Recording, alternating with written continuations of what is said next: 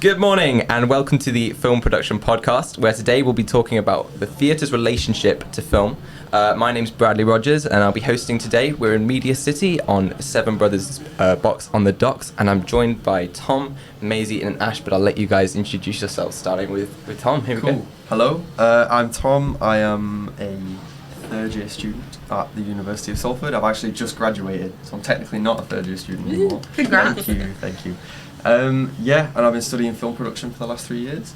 And I have a bit of background in theatre, but I haven't done it in a few years. So I've kind of I enjoy watching theatre. I've been in a few things, but like more in college, so it's been a while, so I'm sure you guys know more about it than me. But yeah, cool. Thank you for having me. Hi, I'm Ash. I am a theatre maker and producer, and I work at the New Adelphi Theatre, which is on the main campus. Is that what we're calling it? The main campus of the university. I've got a background in theatre. I also did a film BTEC about 15 years ago. So there we go. That's my claim to fame. Hi, I'm Maisy. I'm an actor and comedian, and I'm a recent comedy graduate from Salford Uni. Not that recent, well, really. I know it's over a year, but I like to call it recent because I've not done anything since then. I've done a bit of theatre, quite a lot of theatre, a lot of musical theatre, and pretty much everything else. A lot of stand-up recently, and some film stuff over time. So yeah, and I did a media BTEC though, and a film GCSE. So we're on par there. I think this is going to be a great conversation.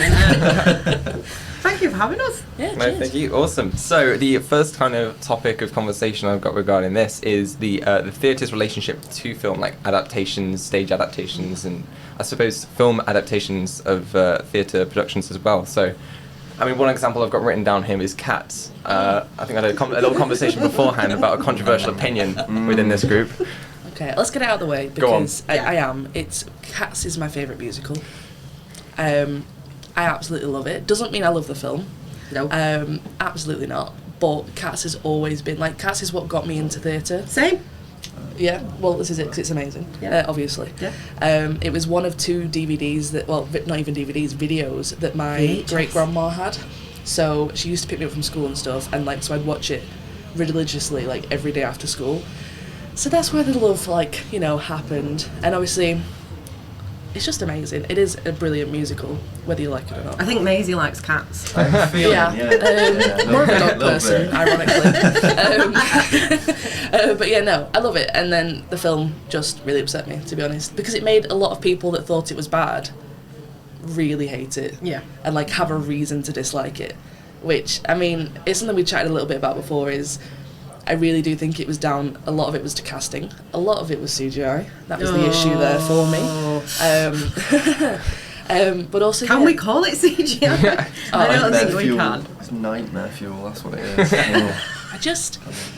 It could have been so good. Yeah. That's what annoys me. Is it could have been amazing, and it could have got a lot of people into theatre in that sense, older theatre, I think, as well. Yeah. We're having a lot of adaptations coming out at the moment that are quite new musicals, really, like Dear Evan Hansen, In the Heights, Hamilton. We're seeing all those being put online, put on screen and stuff. But shows West Side Story is coming out soon. Hopefully that'll be Spielberg doing West Side Story. Amazing. But I think stuff like Cats could have been done really well and could have introduced that side of theatre back into stuff. Yeah. And I think it's a real shame that it was not done well. And also, one of the things that annoys me is if people have never seen the theatre show but they've seen the film, they think it's just a bad piece of art, and it's not. The actual, the original theatre show is so incredible, and like you say, I was the same when I was a kid. I used to watch it all the time, and it was one of the reasons I got into theatre. That and Brigadoon, which no one's ever heard of. And we won't talk about Brigadoon. If anyone's ever watched Brigadoon, it's 1940s kind of musical, and it's a lot of American actors trying to do a Scottish accent, and it's very, very bad, but it's one of those, there's always something in there that gets you into the passion in life. That one film or that one theatre show that sort of throws you into your career. Well, see, this is the thing though, is that with Cats, obviously that adaptation was not ideal. It could have been a lot better, and it wasn't a good representation of something that you love so much. But on kind of the flip side of that, I actually went to see In the Heights a couple of times, a couple of weeks ago, and it's fantastic. And that has kind of gone the other way, and it's introduced me to the musical. Yeah. And like you see the musical after you've seen the film, and you think like they're very similar. And I think it comes down a lot to the fact that the kind of heart and the spirit of what that musical is very much in that film. Yeah. It's not about the famous faces. It isn't about that. Like, it's about the story of those people, the musical numbers. It's about, like, you know, and it's got the authenticity. The authenticity, exactly, and that's the thing. Like, something that In the Heights has done, that Cats didn't, is Lin-Manuel Miranda had a huge amount of input into In the Heights, the film, and obviously he wrote the stage show. But In the Heights, Cats, who was there anyone existing who was part of that, or did they just throw a lot of famous faces at it? I don't think there was anyone actually in the film that had been in. I mean, there might have been. I was going to say that actually, the only saving grace of that film is a couple of the lead characters were actually musical theatre like performers. Yeah. So that was a benefit of it. But then they just filled it with a celebrity cast, completely unnecessarily, to be honest, and actually ruined quite a few of the songs because of that. It's like something that really bugged me, and I've talked about this on another podcast, of course. But Judi Dench playing what is meant to be a big male character because he's followed all these cats, and that's meant to be the funny part of it, is he's literally just going around making a lot of kittens. And you know, it didn't make sense that she played that character. And like the other saving grace was, well, Jennifer, because memories by her. You're gonna get Maisy singing now. Like, no, you're not. Not when I'm going to mention her name and then try and sing like that. Yeah, no, that's good. But so I think they only cast the celebrities, so they've got the credibility to say, "Hey, we have this celebrity in our film," and hopefully get more. Yeah, it's a marketing tactic. But they don't really own like that adding role. characters for celebrities as well. Like what? It's already a long show, isn't it? Yeah. It's so and they're just filling it out. It's like you lose kind of the heart of what it is.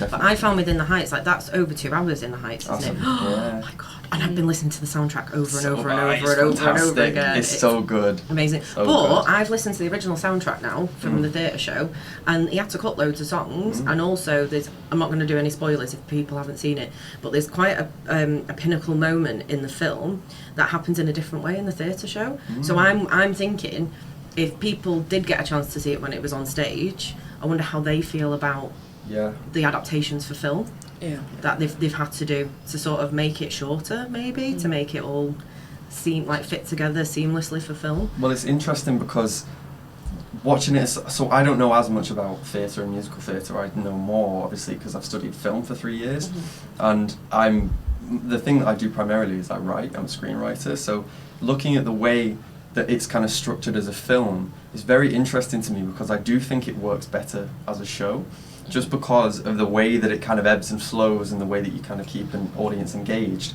It's easier to do it with a musical when you've got these numbers. You need kind of less drive to the narrative, I'd maybe argue, because I think the original doesn't have this real sense of urgency, and I think that's kind of translated into the film. And for me, I was a bit like, it kind of dips at bits. Yeah. When you're kind of an hour and a half or something like that in, whereas when it's a musical and it's like firing on all cylinders, you don't have that time to kind of reflect on it as much. But I still thought it was fantastic. I mean, it still is. It still is amazing. It is. Well, this is it. That's another argument into like a lot of theatre. Like the original Cats film is just a film version of the stage. So like in the same way that Hamilton that's just come out is just them filming the stage, which I think was brilliant. It does make it more accessible in that sense, and it kind of proves that it's kind of a little bit unnecessary to make these film adaptations a lot of the time, because you can just film the theatre, and like you said, it never has those sort of lulls, because they're not trying to fill like a narrative that isn't really there because they've got it in the song. Definitely, So I'm definitely an advocate for just filming theatre to put it online to make it more accessible, which obviously we've seen a lot this year, you know, for obvious reasons. And I think it's been great, because there's so much theatre I've been able to see that I wouldn't have been able to see, you know, if it was just in person. And like price-wise, it's been a lot more accessible, as well as you know, the very fact that a lot of theatres you just can't access, you know, if you have access needs anyway. But you know, from a point of like a money point of view as well, it's so amazing to have seen so much theatre online. Like I watched quite a few shows over lockdown and stuff that I would obviously never have had chance or time to go and see if we weren't like this. I think from an accessibility point of view, it's been great that things have been streamed online in one respect, but then in another respect, me being such a theatre person, I do find it really problematic. Like we were talking about the National Theatre and how going to see their shows at the National Theatre is not accessible for, you know, price purposes, for kind of, obviously theatre has always kind of been known as a much higher class kind of art form. Which it's not. I think some theatre is, but then there's like regional theatre, in particular Manchester, that is really accessible to everyone, and all audiences are encouraged to sort of participate or get involved or watch, and there's loads of community work going on. But so it's great that National Theatre streamed loads of stuff on YouTube for free, but then also the ticket prices to go and see the show, and then the ticket prices to see it in the cinema. And then they whacked it all online for free, and it's just like, this isn't a good business model. Did they do that? I didn't realise that they would stream it at the cinema as well. Yeah, it was like, I think it's like £20. And they'd like live stream and stuff. So I understand, obviously, it costs a hell of a lot of money to like live stream from theatres. In fact, we've just done it at the New Adelphi Theatre. We've just live streamed. So what we've been doing over lockdown is we've been creating work online. So we've been creating work through Zoom, or especially like the students, because obviously they still need to do their performance assessment. So it's like creating work on Zoom, and sort of looking how to interact with an audience using like the chat function, or you know, using like trickery and stuff like that through the camera lens. But so the first time last week is when we live streamed a dance show, and we live streamed it literally, it was happening in the theatre with an audience of 14 people, because that's the maximum amount of people we can have at the minute. And then it live streamed to Vimeo and people were tuning in, so it was like we have two different audience types and stuff. Right. But the work that goes into that, whew, Yeah. and I can't take any credit for it because I've been working on a different project. So my colleagues, Hannah and Georgia, Mark and Nikki, that's all on them. So, do you think COVID has changed theatre forever in the way that, you know, we've had to obviously adapt for this? It's probably encouraged new innovation ideas in terms of theatre and deliver, you know, the... Well, this is it. I think it's an interesting one, because although I think COVID has just sped things up. Right. In a sense, because Hamilton was already coming. Like, it was Yeah. already going to be online for us. But I think COVID has just shown that we need it. We need all this online stuff, because that's the way we're heading anyway. Like, I'm a firm believer that you'll never get the magic of being a theatre online. No. You'll never feel that rush of, like, if I went to see a musical online, I wouldn't get the same rush that I do as soon as an overture starts when I'm in a theatre. Yeah. Like, as much as I'll get emotional anyway, like I do about every musical. Oh yeah, same, I cry. If I'm in the when I went to watch Wicked, right, a lot of people don't like it, but I mean, I'd only ever heard the soundtrack before I went to see it, and I saw it in context, and I'm not being funny, I cried through the whole second half. Yeah. And just out of, obviously not out of sadness, just out of overwhelm of being in that room and having it so loud and like all in front of you. And I just don't think you'll ever get that online. No. So, I mean, that's why I'm a massive advocate for filming it. And, you know, from a point of view of a performer, I get to watch it back, I get to see, you know, how I can improve. But I can also show, you know, grandparents that can't get to the theatre as well. But at the same time, as much as I want that accessibility, I want those spaces to be accessible as well. Yeah. Like, it is good that, you know, when you talk about film and stuff, it's great to have those adaptations, because, you know, cinemas are a lot more accessible. They have special, like, you know, specific shows and stuff that you can go and see things in if you need those access needs. Whereas, yeah, like parents and young children, like they have like daytime screenings of films. And they have like subtitle screenings and all sorts. And theatres are getting better for that at the moment. And I think, you know, definitely like at the New Adelphi, I think we have a real great, like, you know, access for people in there. Yeah, physically accessible theatre, but additionally there's work that we do where it's BSL interpreted, we have captioning, and all that, and I think it's really important. I'm a huge advocate for accessibility in general, but definitely in the arts. And I think as well, a lot of actors and writers, you know, producers and stuff are looking at better ways to be inclusive within their shows. It's like, I know Beth, who wrote her piece, which is about a young woman who goes through an autism diagnosis. So what she made sure she did is, when she wrote that piece that she wrote, she made sure that she wrote in the notes that it had to be an accessible room. So it had to be, like, you know, lights slightly up on the audience in case someone needs to leave, or, you know, they need that access. And you're very welcome to talk if you need to, like, if you know you need to leave, or, you know, you have that sort of need. And I think it was great to see that she put that in there, because obviously to her that mattered because she is neurodivergent, and as much as it's good that she did that, we need a lot more people to start doing that. Because it needs to be a natural part of the making process. Yeah. Within theatre and within film, every art form, there needs to be a natural part of the process that you consider your audience, and that includes everyone. You fully consider the audience in the making process, and it's not an afterthought. It's like I went to the theatre not recently, a couple of years ago actually, with my dad, and he's just a tall guy, and he couldn't fit into one of the theatre seats that we booked. And it's just like, if at the most basic need of just being tall, he couldn't sit in his seat for the whole show, he had to stand at the back and watch the whole show. That's madness. The only issue there is his height. And then you think about all these different needs, and you're like, how are we still at this point now where someone who's just tall couldn't sit down? Like, it's just... Well, this is the great thing about things being translated to film, that you can watch it at home. But then you don't get the full theatre experience, like when you can smell them. Like, honestly, like, it sounds really gross, but like you sat in the front row of the theatre, and like you say, the overture comes on if it's a musical, or a person walks on stage and the lights come on, and you get, honestly, like this goosebumps, and the hairs on the back of your neck stand up, and like you can smell the theatre. The environment, isn't it, that you're can in? Feel the energy in the room, and one of the things that makes me really emotional is when people applaud. Like, no matter where we are, we could be at a football match, we could be at the theatre, we could just be at somebody's birthday, and people start clapping. I cry when people clap, because there's something so magical about a collective applause. I was just about to say, don't clap, because you'll set me off. Like the end of shows, like, the big kind of when everybody's out the seat kind of energy, like that's, you can't. But how amazing is it midway through applause, when you can't help it, because something's so good that you have to. I mean, the great thing is now we can do just a little snap. When I watched In the Heights at the cinema, like the whole way through, me and my best mate were just like quietly, like, that was amazing. But I think, there was like an amazing point. Do you know Marisha Wallace, she played Effie in Dreamgirls for a little bit, and her final night, there's a bit in one of the songs where she's meant to pause for a second, and she had to do a minute standing ovation for her final night, and she's just sat there breathing. You can just see her having like the absolute time of her life, and it's being filmed from like backstage by one of her friends. And I just, as a performer, to have that feeling of an audience absolutely just wrapped around your little finger is immense. Like, it is the best feeling in the world. That's really interesting to say that. I mean, clapping, that's obviously great. I can only imagine that feeling, but what about laughter? What about silences when you know that the focus is on you and they're really captivated by your performance? What's that feeling like in comparison to clapping? Is clapping your favourite? It's like, surely if that, that you've engaged the audience and they are locked in on your performance. I think it's an interesting one.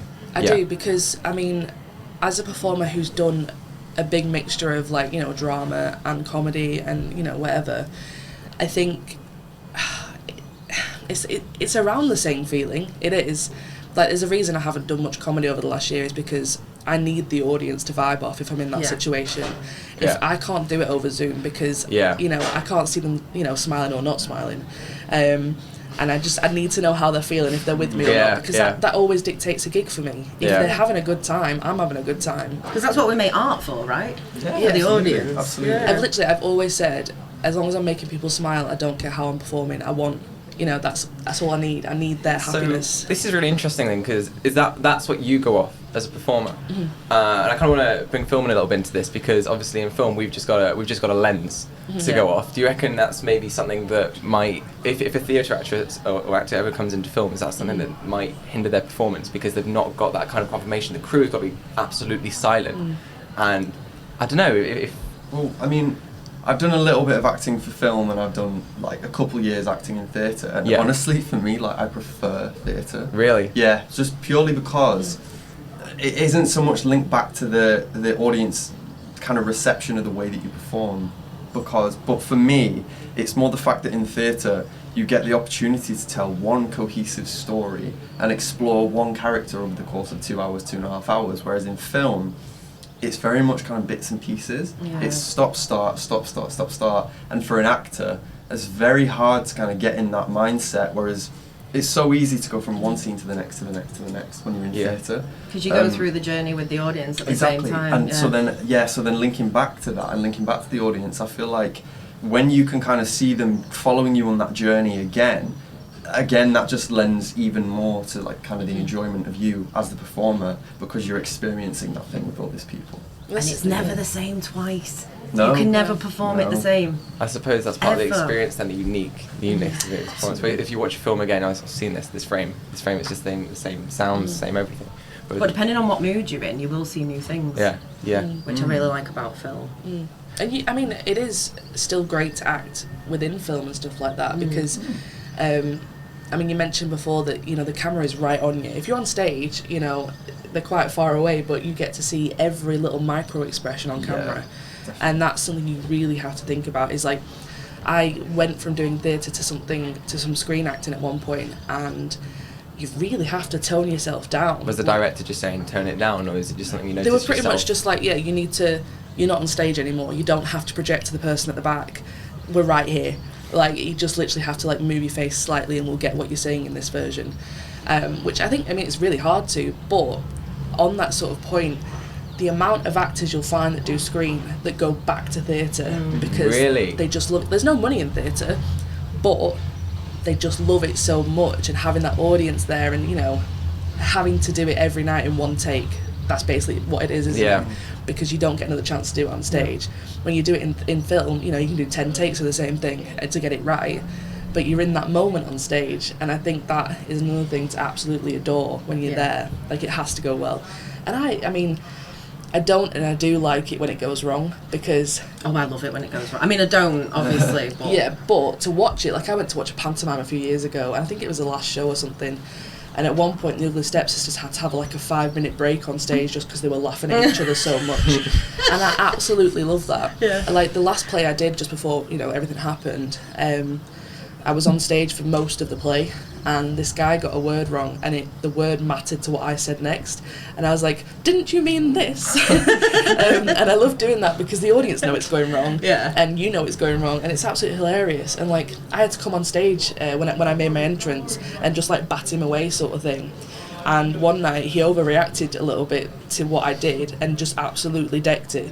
And it was, but I had to keep my face straight and carry on what I was saying and being this like moody old lady, whilst he's just like on the floor comped out. And it's those moments that I absolutely love, because you won't get those in film. You'll get bloopers if you want to watch them at the I end. love a blooper though. Love a good blooper. I sound like all I care about is when things go wrong, and I really don't, but there's just something... I think naturally everyone does. It's the authenticity that I like. And I think that's one of the reasons why I love theatre so much, is because it's authentic, it's an experience, it's reactive, it's responsive, it's happening in the moment. Don't get me wrong, I'm a massive film buff and I love film, and my favourite kind of film is sci-fi. And so, you know, sci-fi in theatre is a thing, quite a small niche thing, but I love film because I get to literally divulge all of my weird sci-fi, alien kind of conspiracy stuff, like, and a binge watch at a weekend. I mean, I've binge theatred as well, but it's much easier to binge watch film, innit? And it's like, in terms of something like sci-fi as well, I think that's where like the medium of film can really lend itself to like immersing you as an audience member, because if you like build a spaceship on a stage, it's still not going to be the same as if you can literally see it like flying and moving and space like on a screen. And that's where there's kind of another difference. Although it is amazing if someone can make you see that on stage. That would be. I mean, I'm sure there's ways that they can, because the things we were saying about this before, weren't we? The things they can do in terms of like technology in theatre these days is like absolutely mind blowing, in terms of, you know, using like CGI and using like computer generated technology to create like constructs on the stage. Like, and it's funny because it's such an old thing. Like, so in response to the world pandemic, obviously a lot of art has gone online, but it's not a new thing. Like, performing theatre online is not a new thing. It's been being done by companies for years, but the problem is it was kind of niche, it was kind of more underground, and you only knew about it if you were interested in that area. Oh, so my favourite theatre company ever, they've just closed. There's a Knee High. Yeah, I know, I saw a couple of their things, they were fantastic, weren't they? Did you see Adolf Tipp's blah, blah, blah, blah, what's it called, the something story of Adolf? No, it's I know what you mean. I didn't see it, but I saw lots of extracts, and I knew some friends that went to see it, and they said it was amazing. Because they use puppetry in the most incredible way, and honestly, this show that, because I like literally love them, I've seen so much of their work, and there's this puppet, right, and it's a cat, and it's got a puppeteer, right? Cats again. I know, I love cats. Not cats. I love cats, the animals. I don't like Cats, the film. Love Cats, the musical. The theatre. Just to clarify. Actually, what I was going to say before about cats is when you go to the live stage show of cats, the cats actually come out into the audience. Oh my God, They I enter know the that. show through the They audience. enter the show and they're like... Do you know, I've got a really funny story about that actually, Oh, sorry. I went to watch Cats a few years ago and my dad couldn't find parking, so we Yeah. had to come in late. And he was walking in with all these people pretending to be cats. Walking down the aisles, and my dad had to find his seat whilst they're all like crawling around him like, oh God. See, this is the thing as well, though. Is like it's things like this that happen that couldn't happen anywhere Yeah. else. Do you know what I mean? Like I Yeah. went to see Frankenstein at the Royal Exchange a few years ago, Yeah. and there was another thing where, like, it was like near the end of the show, and all the lights would go off, and the characters would run around like this. So you know the Royal Exchange is that big Yeah, circle. in around, yeah. And so me and my girlfriend went in, and we went in a little bit late, so we were sat in the wrong seats. We were meant to be sat in the seats in like the centre of the aisle, and we ended up sat on the edge. And I turn around, and the whole thing is dark, and this like 6'2" guy dressed full in this is there poking his head out, and I absolutely lose it. Absolutely lose it. And that wouldn't have happened if No. like in any other medium, you know? I love that. Oh god, it's so scary. This puppet though, let's move away from the scary. Back to Beehive, is it? Yeah, this puppet, this cat, right? And obviously, it's operated by a person, but you get so immersed in this story. And at one point in the story, I can say it now because it's not spoilers, because they'll never do it again. I'm so heartbroken. And it's set in World War II in Cornwall, and this little girl who's played by a woman who's in like her 40s, I think, and she's an incredible actor. And so that's her cat, and the cat goes missing during an air raid, and you genuinely like, oh my god, this cat is dead. Like, and I sat and I was crying. Don't laugh, it's not. You're so mean. You're such a wrong-un. And I was literally like sat.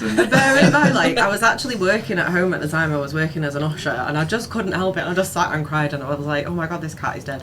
And then this GI, this American GI, like finds the cat and picks up this puppet, and the cat's alive. And I've never been so happy. And I was so invested in the life of this puppet, and it just felt so real to me. And honestly, I bawled my eyes out. Well, this is- and This is It's super incredible. interesting to me because one of the questions I wanted to ask on the podcast is it harder to earn audience empathy in theatre than it is film? Because film can use much more, we can use close-ups, they're very intimate shots. The sound, obviously you've got sound as well, but you know, you can really go and zoom into the emotion. It's kind of more naturalistic rather than in theatre. Obviously you've got to express it because the people at the back of the theatre can't quite see. Is it harder, do you think, to earn that audience emotional connection to the characters on the stage in theatre than Can I just film? take this because I've got a really big point to make Go about on. this. I think in film you are told how to feel.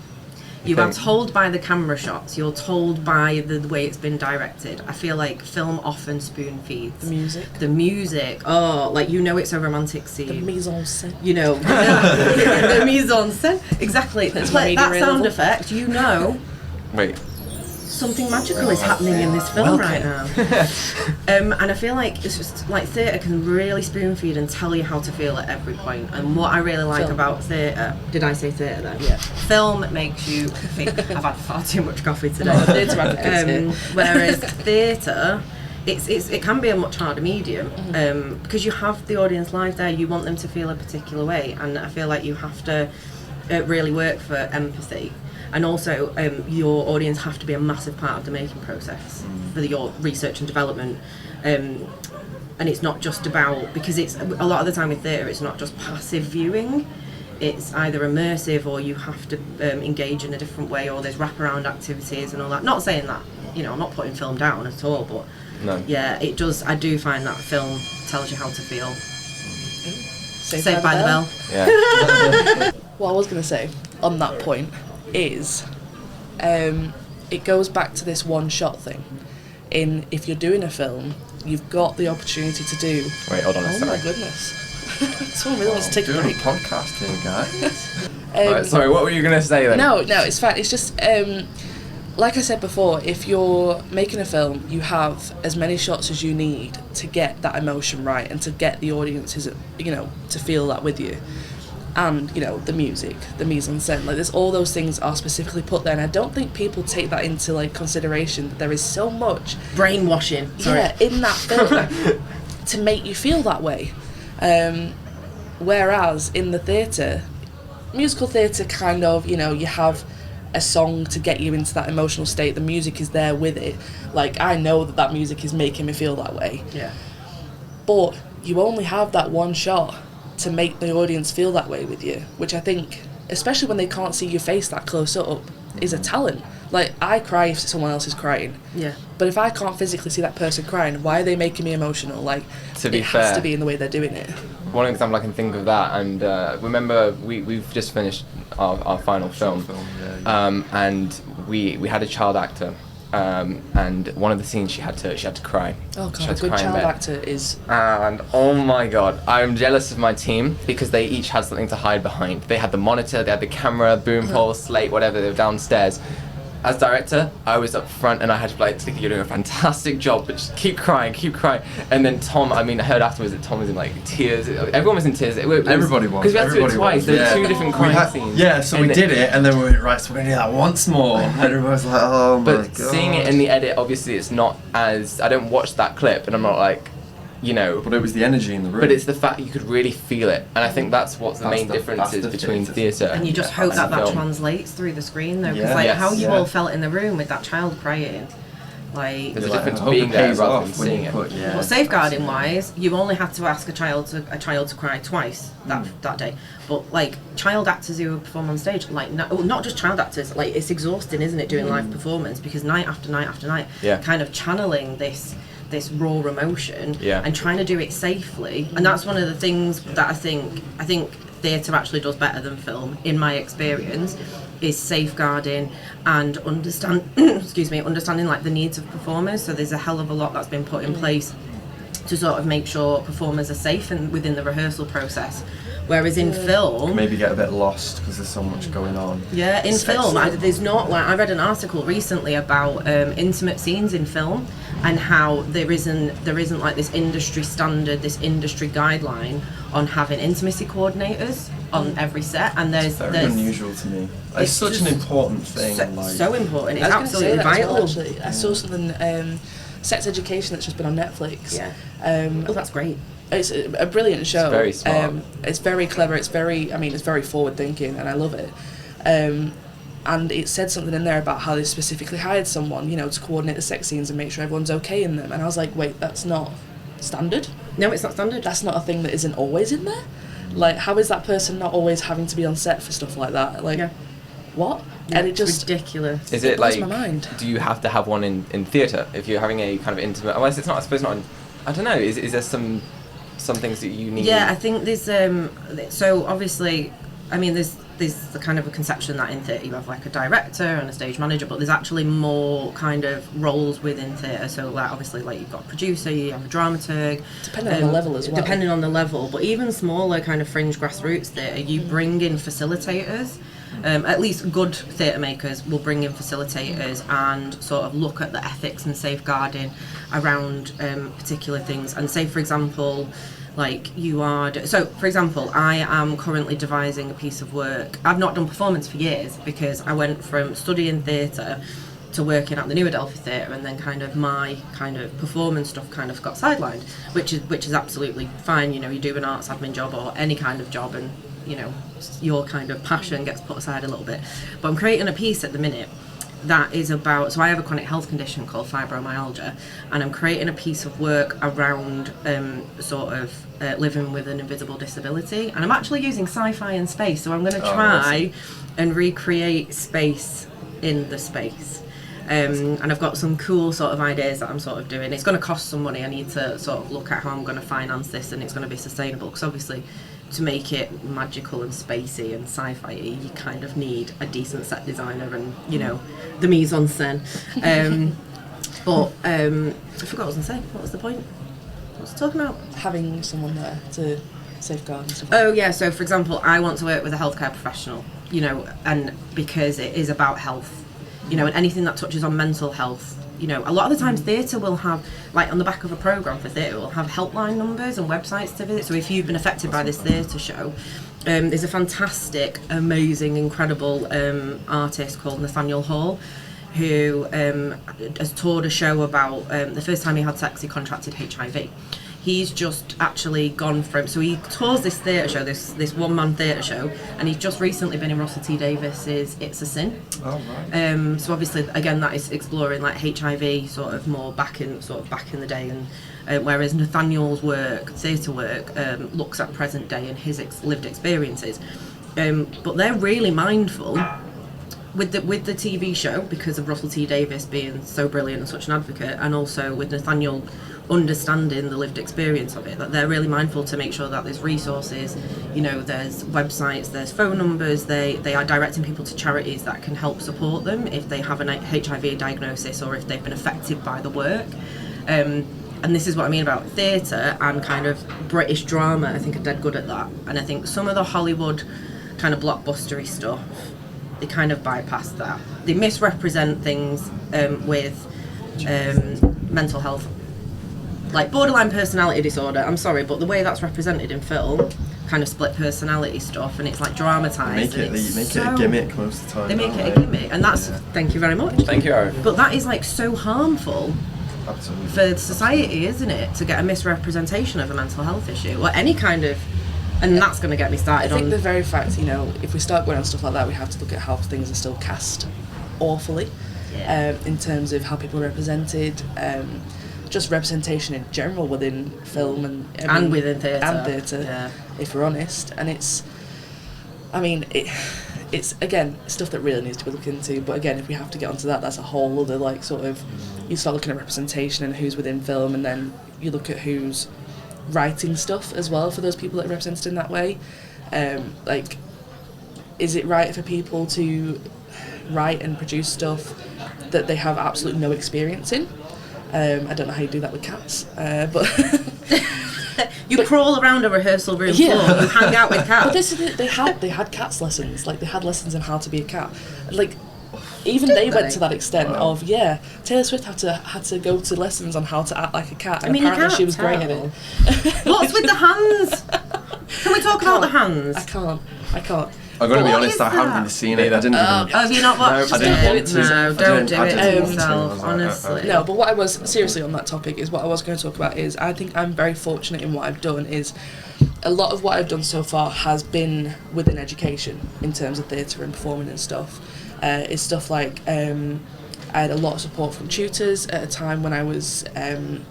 my mental health was taking a massive dip, and I'd taken too much on, and I was doing a theatre show, I was writing my final piece, and I literally had the opportunity to go to my tutor at the time and just be like, I'm not coping well with this, the piece that I'm making has quite a lot within it that is quite, traumatic to me, and I didn't expect to have this sort of reaction to what I was writing and what I was performing.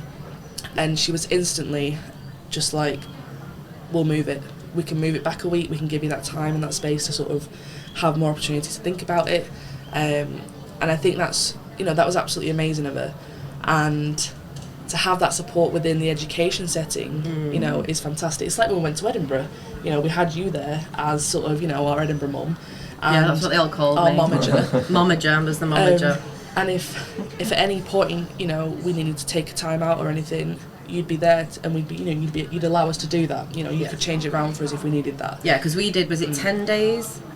Was it 7 days or 10 days? 10 days at the Fringe. 10 days back-to-back performances at Edinburgh Fringe, and that is an intense experience. Anyway, without performing back-to-back and only being 6 months into comedy, regardless, a lot of us on our fifth show was at the Fringe, which is absolutely mind-blowing for a lot of comedians. But to have you there, it was great. And I think that's the difference. Yeah, it was great. I think that's the difference between doing stuff within education and doing stuff in the real world. Although you guys sort of prepped us, I think Salford Uni is absolutely amazing for prepping us for leaving, which I think every education setting should be like, we're prepped for industry here. And I think that's, fantastic, and it helps that most of the people who teach at the uni or work at the uni have been in industry. Or still are. And you can see that. And I think it's really, you've got to, the only thing it doesn't prepare you for is there isn't that level of support outside of uni. It's very much why I'm back here today, because you know, I had that support, and I made friends with everyone there. And I will always be your manager. Yes. And I'm very happy This is to not come dead back. old. Well, I always take on that role, and I'm only 24, so you know, it's nice for someone else too. But yeah, it just isn't there in the real world, which is sad. And it's only when you work with people that like are your friends that you get that sort of level of support. It's like me and Beth, we met when we did Edinburgh, and we still work together quite a lot. You know, it's a shame we've had to both move home and we're like, you know, miles apart now, but we still work all the time together. If she's got a self-tape to do or I've got one, we'll FaceTime each other and we'll read through it for her. The amount of self-tape she's done and I'm just reading over Zoom to her, like her words and stuff. You know, I love it, and that's, you know, getting that support through people, you know, from uni has been amazing. And I'd still, if I was very excited to tell you news today about stuff that I'm doing within theatre and stuff, and, you know, you always have that support there, but again, it doesn't really exist in the real world because, you know, obviously people aren't paid there to do it. Yeah. The industry is... The industry's wonderful. It's great though. It is great, but also scary. And there is a lot of work that needs to be done.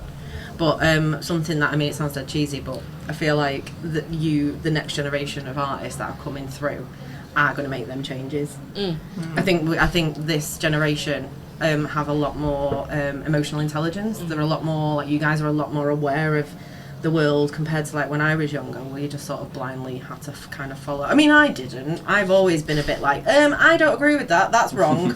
But I think, yeah, the next sort of generations of artists that are coming through are really making really sustainable change. The very fact that we start to see stuff like trigger warnings on theatre doors and stuff like that, is something you make sure we put on there. And I would always make sure if there's something within my piece that needed to go on there, I'd make sure people knew that was coming up, whether it spoiled it or not. Because people need to see that. They need to know that what's coming up in it, and they need to know that they shouldn't, you know, come and watch it. Same with film. Like when there's like a PG rating, a 15 rating, whatever it is, and, you know, strong language, sexual scenes, and all that stuff. We're just basically translating that from film to theatre. There's a website as well, isn't there? Someone was telling me about recently called I think it's Does the Dog Die? Or something like that, and you go on it and you look at any film, my gosh, I've heard about this website, and it'll tell you everything bad that happens in it. So you can go and check. I thought it was just if the dog dies in the film or not. Well, I mean, I would also want to check that because, I mean, that's traumatic, isn't it? One of the questions I was going to ask earlier is, do you think that like the theatre industry, if that's what we call it, and the film industry have a good relationship? Because obviously we've got the some reputations of a record of destroying some reputations. For example, Cats. That was a musical, but then turning it into a film, as you've mentioned, it destroyed the reputation. Do you reckon because of things like this? But again, I suppose there's films that do it justice. For example, I'm a fan of Les Mis. I've seen them both, and I think the film does it justice. What do you guys think in terms of the relationship between both of these industries? Do you think it's a good one? Is it kind of? I would say it's mixed, if I'm honest. Yeah. I think theatre is often looked down a little bit on from the film industry. It gets nowhere near the level of credit it should get. Yeah. I mean, you look at the Oscars compared to like the Tonys or whatever. You don't. The difference there is ridiculous. It doesn't get the same sort of take on that. The very fact that they have people playing characters in those films that aren't theatre people, that says a lot as well. Like, these people are very talented. They do this job 8 days a week. 8 days a week, there's not that many days. No, but it is like 8 days a week. Yeah, they can do 8 shows in a week. 8 shows a week is what I meant, yeah. They can do 8 shows a week, and yet they're not good enough to play this character in the film because they're not known. Like, that absolutely baffles me. I think that's why it annoys me so much that they put celebrities in these roles that, when someone else better could play that role. Yeah. So in terms of that, I don't think it's a good relationship.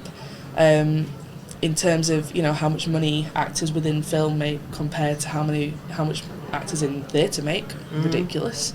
It just on that standpoint, it's madness. Like, the fact that so much theatre is unknown because it's so much smaller than film and TV and stuff. I mean, that says a lot, doesn't it? It's not. Yeah, you just don't hear enough about it at the same time. Like, it doesn't get the level of, money that film does, in a sense. But I think process-wise, so obviously you're talking about the final product. Process-wise, it's really interesting. So I've got a friend who actually studied at Salford Uni English, and then he went on to be a lecturer. So he started off as a theatre maker, and now he makes films. And he uses a lot of the process, the devising process, the kind of research and development that he took from theatre to inform how he makes films. And so his films, it's very stylised, the kind of work he makes, it's very much his voice, and you sort of see his work and you know it's him. But the techniques, like the crossover between theatre and film is amazing. And there's so much similarity, but then like you say, there's so much disparity around, you know, like payment, kind of level of kind of respect, I think. And also, like we've been talking about, the difference in accessibility, the kind of the hierarchy and the kind of, you know, who's it for. And it's a shame as well, because like from the performer's perspective, it seems like a lot of the people who go into film start off in theatre and then they usually return to theatre. Like you got the big names like Ian McKellen, Patrick Stewart, but then you got like newer performers like John Boyega. You know, and that's where they kind of found their start. So yeah, it'd be nicer if there was more, because from like they clearly love it because they started there. They keep going back to it and doing like they're still doing shows now. You know. Yeah.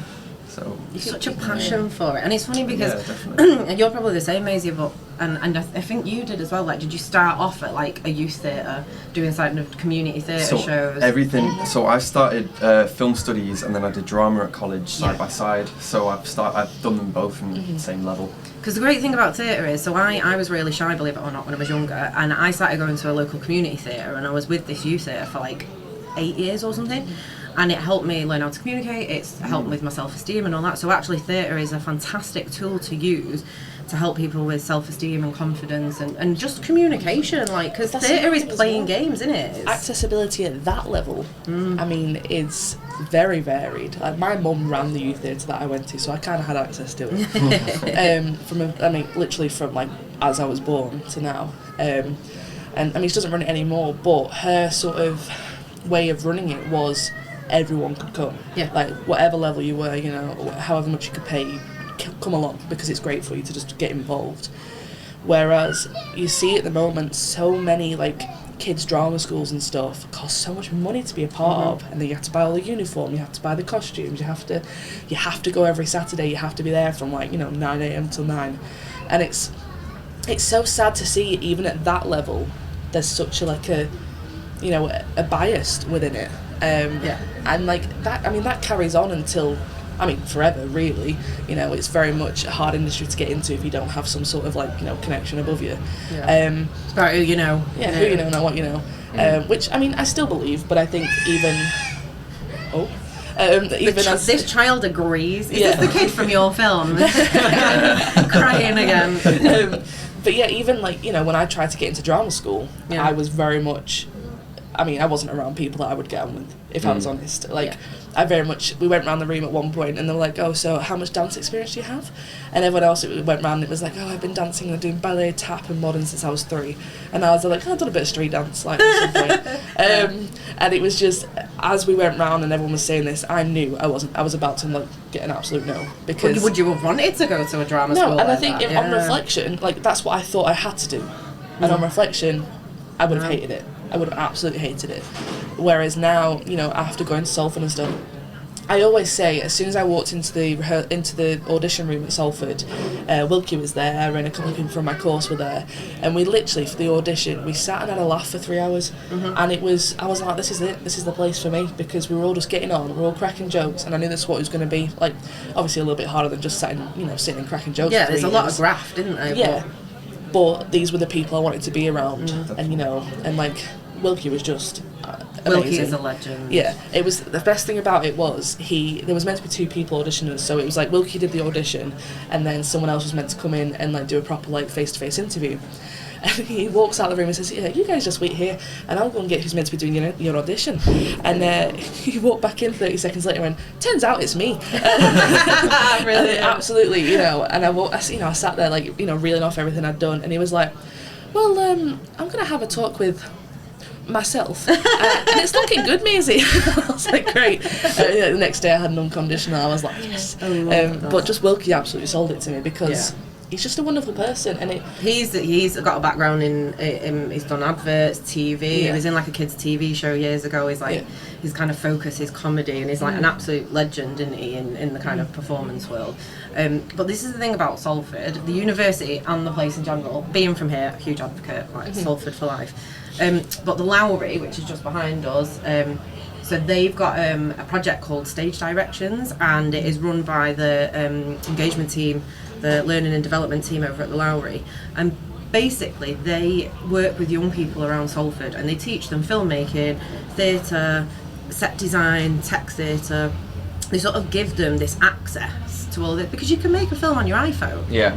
Like, and this is the great thing now, like you don't have to, you know, if you have this interest and this passion as a young person, you don't have to pay all this, you don't have to go to drama school, like you can self-teach. Like, look at all these like people now who are like YouTube stars. Yeah. I mean, part of me absolutely hates it, because, you know, we've grafted for our art form, and then there's people going viral and just for doing stupid things. But again, the level of nepotism within film and like theatre and stuff, there's a lot of people that are grafting and getting nowhere, and there's people who ask their dad for something and they're getting everywhere. So there really is nothing fair about this industry. No. Absolutely not. But we still love it though, don't we? We love it. Like, we're addicted to it. We can't help it. It is an addiction, isn't it? Yeah. Like, I thought that it's better than an office job, I think that's fair to say. Absolutely. You know? Like, I cannot express enough how much I don't want another retail job. And I just want to be able to be paid to do what I love and perform, which it just, doesn't happen really in the first 10 years of performing. It just, Well, I've just graduated now, and I've not done any acting in about like 2 years, 3 years, as I say, and now instantly, as soon as I'm finished, I'm like scrambling back to it, because I'm like, I just miss it. I've missed doing it for 3 years, and I can't wait to like get started with it again. This is it. Like, I'm going to boast a little bit now, but when I graduated last year, I pretty much ended uni in the most perfect way I could have possibly done. Like, I got a first, I got the Create Award, I got an agent, like one of 3 people in my whole year. Amazing. I got a variety of stuff. Either way, I got a credit from like the degree in the department and stuff as well. She met me. Yeah, exactly. Did it feel magical? Absolutely. And then I got locked down. I was just about to say, please do your godmother voice. But it was absolutely magical. And then it all went to pot, and I was going to say something a lot ruder then, but it did. And I was absolutely gutted, because I couldn't have finished the year any more perfect. Like, I'm a producer for Funny Women for the Northwest. I've done so many other things and had so many opportunities just lined up, ready to go. Like, we were about to write a big show for our final project, and instead I had to, like, it was meant to be, we were meant to write this massive project, this big show we were going to put on, and then we were going to take it to the Fringe that summer, and obviously we couldn't do that, and what I ended up doing instead was 3 monologues to camera that I'd written, and like that, in comparison to doing a big show in the theatre as like a final thing, and then obviously not being able to do an actual graduation and stuff, and it's just been absolutely gutting. And over this year, I really thought, like, I've really questioned whether I actually want to do acting and like comedy and stuff anymore. And I think it generally is because I've not been able to for a year. And I hate that made you question it, because it is going to be like that in the industry. Like, you're not always going to get parts and stuff. You're not always going to, be able to do stuff. And it's going to constantly knock you back on things like this. And you've really got to have that passion within you to want to carry on. And I think, when you look at the biases that are within theatre and film, it really makes you question whether you want to carry on doing this. Yeah. Like, why are we doing this to ourselves? We're always going to get knockbacks constantly. When I didn't get into drama school, I stopped performing for like a year. I did hair and makeup instead, and I ended up painting pregnant ladies' bellies for a year. That sounds amazing. It was a lot of fun. But then I instantly, I got into a local drama thing, and I did a show again. I did the Addams Family musical with Atkinson Theatre Group, and it was amazing. I played Grandma. I had to talk like this for the whole show, and we talk about method acting. I literally squatted for the whole few months of rehearsals, because like, if I don't do it now, my thighs are going to be on fire when we actually do the show. One of the questions I have that kind of reminded me when you look at my notes is, it kind of brings us back to the magic of theatre. One of the topics we wanted to discuss. Let's see what have theatre got to play with in comparison to what films have to play with in terms of like I think things that come to mind. You know, you guys got like lighting, smoke machines. I mean, obviously film can always use that. Yeah. But like, I think I don't know. Let's discuss that a little bit, and then I've got a couple of questions that kind of follow up to that. But what comes to mind like in terms of what you've got? I think the difference is theatre has to use what's on the stage, Yes. whereas film you can Got a change the set set space. and you're fine. Yeah. And I absolutely love it when someone, like something on stage turns into something completely different. Yeah. Like that absolutely amazes me. Like there was a guy, I went to watch a show recently and this guy had to be a tree. And they basically just had loads of like, you know when like in your school gym hall, like you had all the big ropes? Yeah. They basically just had that at either side of the stage and he like went up on these ropes and was a tree all of a sudden. Okay. And the way they did it was brilliant. And stuff like that, like absolutely, it just blows my mind. Like, I get with like TV and stuff and, you know, with film, they use all this CGI and stuff, which is amazing. And I'm not like discrediting that at all. Like it is phenomenal what they managed to do with, you know, with technology. But when you're in a theatre and they manage to make you feel like we said, like if you're on a rocket or something, absolutely blows my mind that I can feel like I'm in that space in that moment. Like it's like a simple version of that is in Les Mis. If you go and watch it on stage, they have a rotating stage, and it looks like he's walking through town or like on a big journey, but just because the stage is moving and he's not. And that I think that's brilliant. Yeah. Like they managed to show him jumping off the bridge in that point, and he literally ties his leg to a piece of rope that he has and jumps off. The fact that he's willing to do that on stage and, you know, risk that every night blows my mind. Stuff like that. And the barricade scene. Yes. Yeah, the barricades. Yeah. On stage Oh, is incredible, fantastic, but the yeah, barricade yeah. scene in the film, even though I love Les Mis the film, and that, you know, I was saying before, like, it was at the cinema, and people applauded at the end. It was Yeah. for Les Mis the film. Wow. And film? and it was a packed cinema. I ended up sat in the front row, and obviously I had to strain my neck. But at the end of the film, everyone started clapping, and I was like, obviously I cried because, you know, I think one applause makes thing me that cry. is It's like admirable about, you know, theatre is you have just one set space. How are you going to turn your story into using this space, and that's it. And I think when watching films, you use cuts, you use scene changes, and it's just so easy because you're here and now suddenly boom, you're over there. Whereas with theatre, there are no cuts in real life. It's so naturalistic that you are focused on that one thing, and you've got to find ways to flow your story, change the set, and I think that's what makes it so immersive. In traditional theatre, when it's set on a stage and there's like more of a fourth wall, but Yeah. with contemporary works and sort of more immersive theatre, that actually, so I did a play a couple of years ago. It was a community play. It's with just people from Salford that don't have any performance experience, and we did a promenade piece of theatre where we went back to the 1970s, and it was actually about where we're sat now. It's about the docks and the dockers. And so we hired this giant like church hall, and there was a load of scaffolding built, and what we did act one on the one side of the scaffolding, and the audience walked round. So I played like the mother of the family, the matriarch, like proper Salford, and the audience followed the journey from the 1970s to the 1960s to the 1970s, if I get that right, to present day Media City. And we take the audience physically on a journey. So we had quite minimal tech actually, like quite minimal lighting. We had no sound effects, we had no microphones. It was just the audience followed us around and we took them on this journey of the history of Salford docks. And the impact it has, because it's not a passive experience, you actually, you know, join in, and so that kind of work, it's very easy to take an audience on a journey, not just through like a storyline, but also through time, Yeah. through space, through, do you know, whatever it is. And there's so many pieces of work that I've seen that have been promenade or been, you know, it takes place in multiple places, or it takes place physically in the space but also digitally at the same time. Well, this It's is crazy. I saw a show a few years back, or I can't remember that I actually saw it or whether I just like saw, because we researched it as like Yeah. part of my college degree, and it was, I think it's The Curious Incident of the Dog in the Night Time. Yeah. And they did. So that character has, is it Asperger's or autism? He has some kind of and the way that they did it is that they had this stage, this set that changed as. It was almost like kind of cognitive. Yeah. So he was seeing the world kind of very objectively, very like literally, and he's trying to discover and like unravel this investigation, this case, and the stage would change as he'd learn new things and he'd investigate, or like it changes like a map.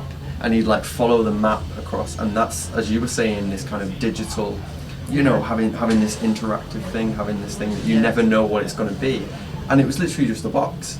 It was a box that just changed so much over the course of 2 hours, and like that's the thing that it inspires kind of creativity in a different way to film, because you think, how can you take them on a maybe similar kind of journey to all these different places while you're staying in one place, you know? Yeah.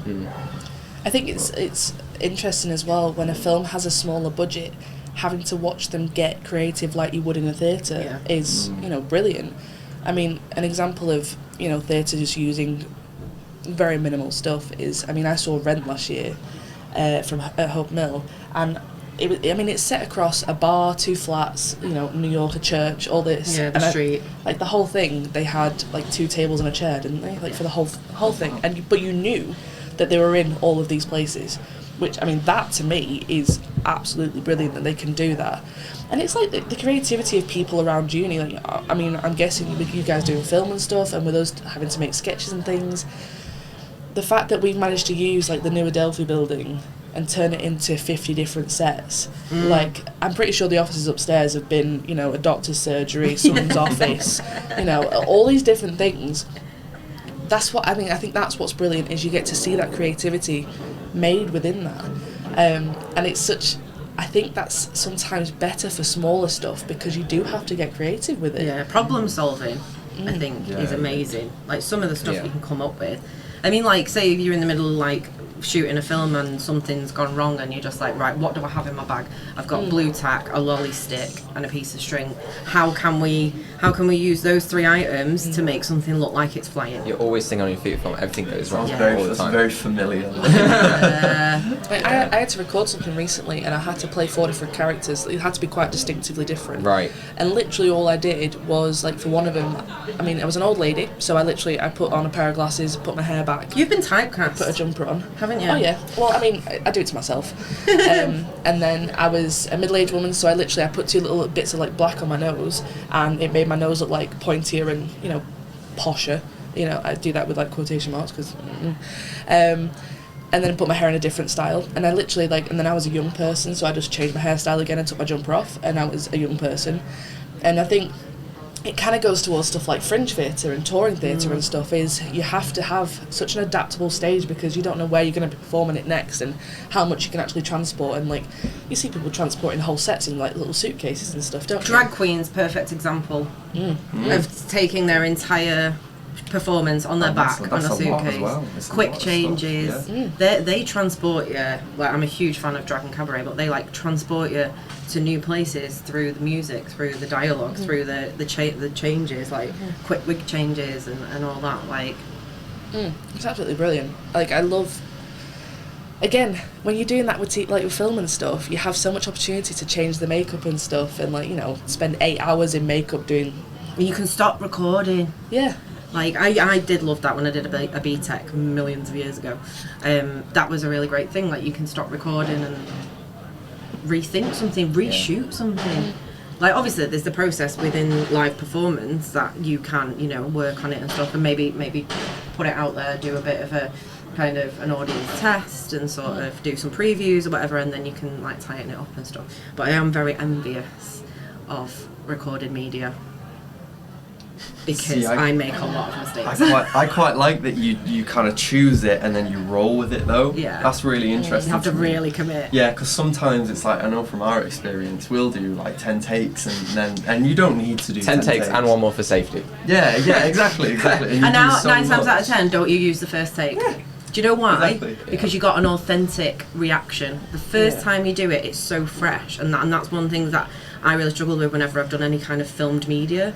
Like, when it's like, can we do that again? And I'm like, I am losing. You know when you say like, if you say like the word because over and over again, and then it loses all sense of meaning. Yeah. I find that when I'm asked to like reshoot a scene, it loses its meaning. But that's it though, isn't it, as well? When you're on stage, you're actually having to act with that actor.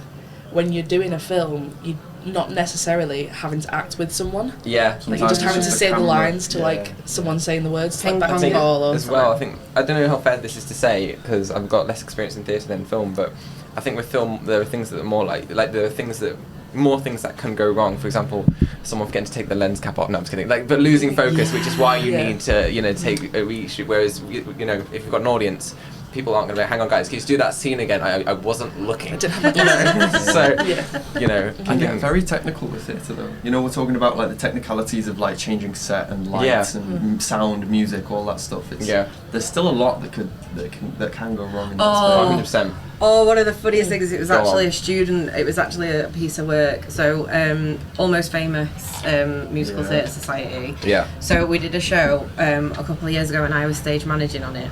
And it was Legally Blonde, the musical. And there's a scene where the big, like, chauvinistic boss man who's, like, really horrible to his assistant, and he's, like, shouting at her, and he's like, you get me a new chair, this one's broken.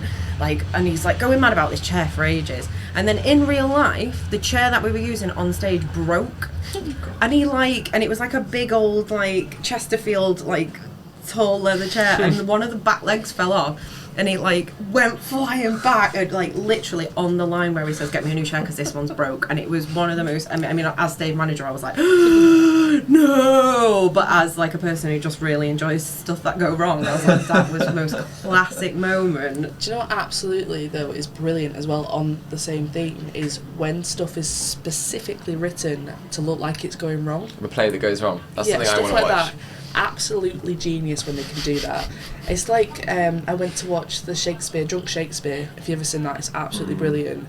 And I mean, obviously, quite a lot of the things that go wrong are scripted, but it's still absolutely hilarious to watch. And I think it's like comedians are very good at that. They're very good at writing stuff that looks like they're going wrong, but actually they're doing very much on purpose. It's like, I mean, a fairly bad example of it, I didn't particularly enjoy it, was I went to watch Jack Whitehall a few years ago, and he did this whole massive entrance where it's a video of him, like, riding a horse. At the end of the video, he's riding a horse into the, like, studio, and then he rode onto stage on this same horse, and then the horse did a poo on stage, and for a good 10 minutes he's like threatening about this poo that's on stage. He's like, I can't perform this, like, poo on stage, and I thought that was absolutely hilarious that this horse had done a poo on stage, and, like, all he needed this horse for was to walk on stage for. Imagine touring a horse around the country just so it walks on stage with him. I mean, that's next level to me. But yeah, so this horse did a poo, and I thought it was absolutely hilarious because obviously something had gone wrong there, and he had to spend 10 minutes of the show sorting this poo out. And then I saw a picture from the next night of the tour, and the horse pooed on stage again, and I realised this horse was trained.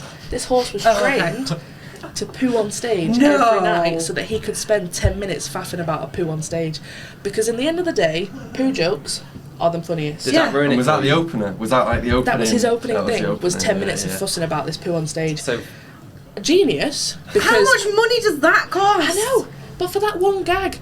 but did that ruin it for you, knowing that it wasn't an authentic? Knowing that it wasn't real, like, it kind of ruined it, and also I thought it was absolutely genius. Yeah.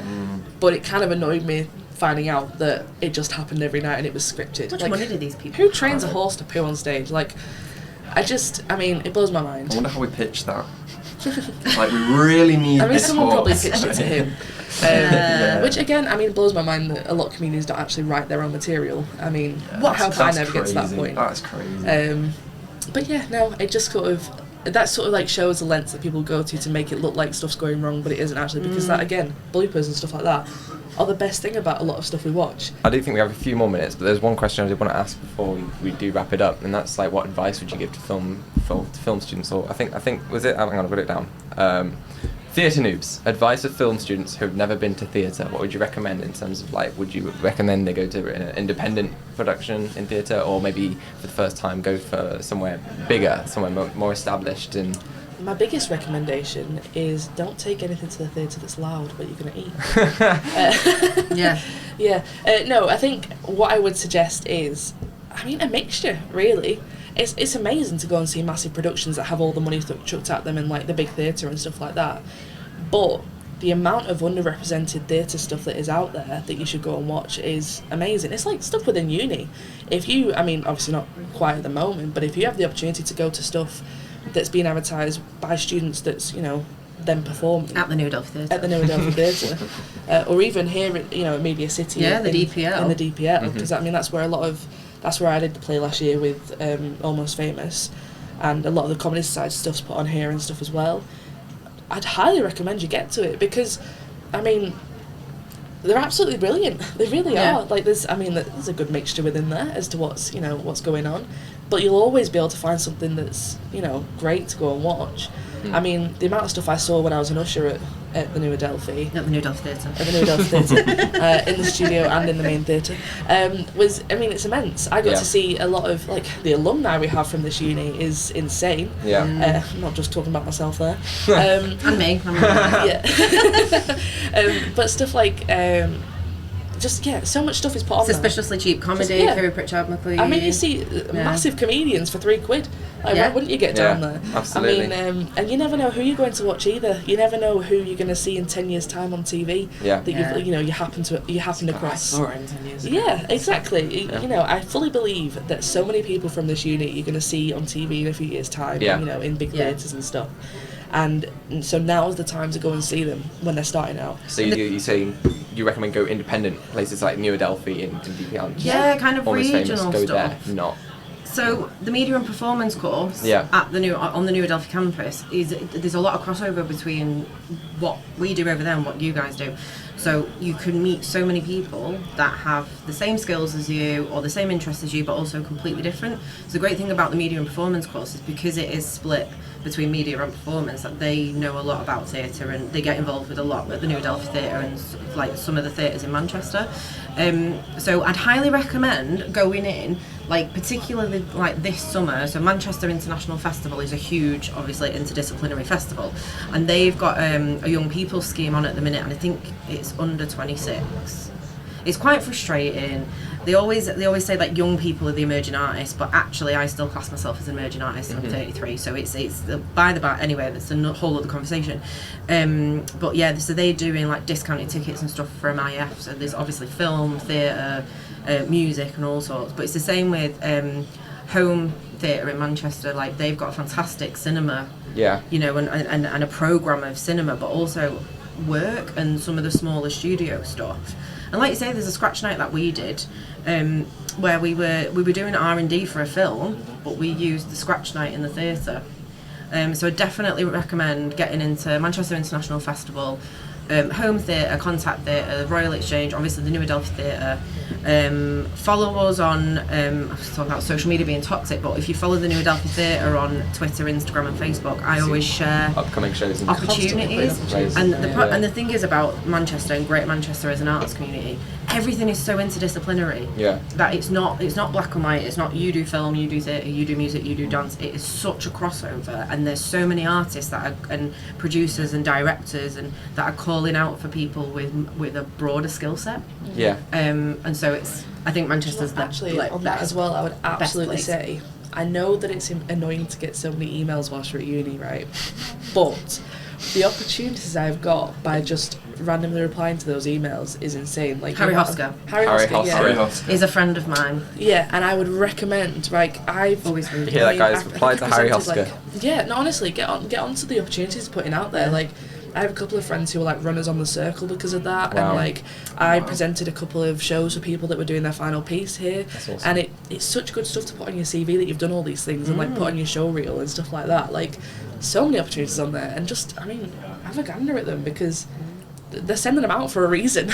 And connect with us. Yeah. I really, really hope that the Media City campus, and I'll call it the New Adelphi campus even though it's not, I really hope that we find a way to, not just the 50 bus. There's, we want to connect by the bus, but also we want to connect emotionally. Like, we need to all come together as a community. We do, because there's so many things that I see and I'm like, oh, this would be so amazing if we were more collaborative as campuses and we spent more time. Like, I love hanging out over here.